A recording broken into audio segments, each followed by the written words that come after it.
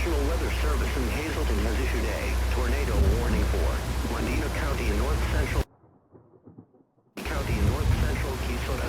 Near thunderstorm capable of producing a tornado near Thelma. 40 miles per hour. Include Thelma.